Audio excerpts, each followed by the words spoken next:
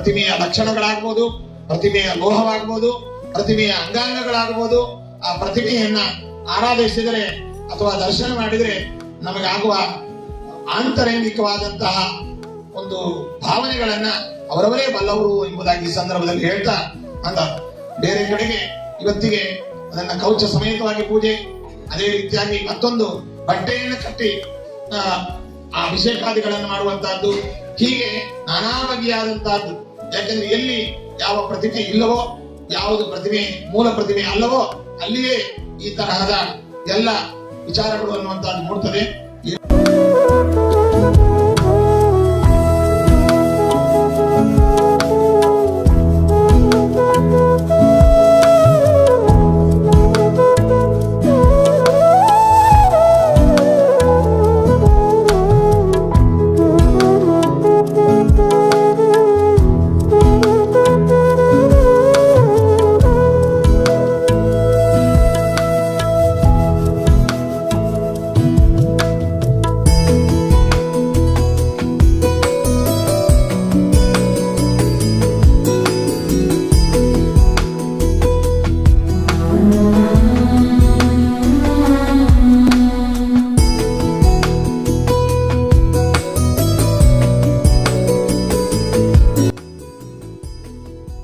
ಇದು ಕೇವಲ ನಮ್ಮ ಪರಂಪರೆಯ ಬಗ್ಗೆ ಹೇಳ್ತಾ ಇದ್ದದ್ದಲ್ಲ.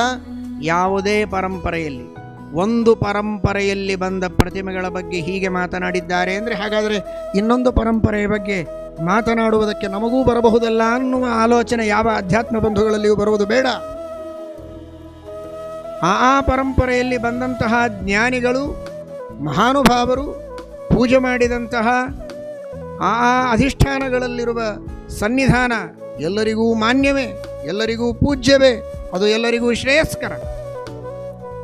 ಇದು ನಮ್ಮ ಬೋಧನೆ, ಇದು ನಮ್ಮ ಪರಂಪರೆಯ ಬೋಧನೆ. ಹೀಗೇನೆ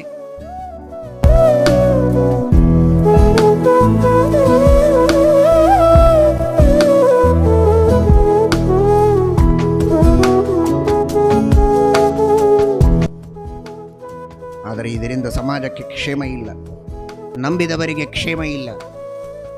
ಮಾತನಾಡುವಾಗ ಬಹಳ ಆನಂದ ಇರುತ್ತೆ. ಎಲ್ಲರೂ ಯಾರನ್ನ ಬಹಳ ದೊಡ್ಡವರು ಅಂತ ನಂಬಿದ್ದಾರೆ, ಅಂಥವರನ್ನ ಧೈರ್ಯದಿಂದ ನಾನೊಬ್ಬ ಬೈದರೆ ನನ್ನ ಸಮಾನ ಯಾರಿಲ್ಲ ಅಂತನ್ನುವಂತಹ ಒಂದು ತಾಮಸ ಆನಂದ ಅದರೊಳಗಿದೆ.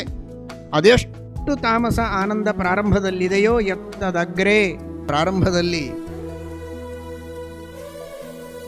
ಅದು ಅಮೃತದಂತೆ ತೋರ್ತದೆ, ಆನಂದ ಅಂತ ತೋರ್ತದೆ. ಆದರೆ ಅದು ಮಹಾವಿಷ, ಅದು ಮಹಾವಿಷ. ಅದು ವ್ಯಕ್ತಿಯನ್ನು ಹಾಳು ಮಾಡುತ್ತೆ, ಕುಟುಂಬವನ್ನು ಹಾಳು ಮಾಡುತ್ತೆ, ವರ್ಗವನ್ನು ಹಾಳು ಮಾಡುತ್ತೆ, ಸಮಾಜವನ್ನು ಹಾಳು ಮಾಡುತ್ತದೆ. ಬಹಳ ದೊಡ್ಡದಾದ ವಿಷಯ.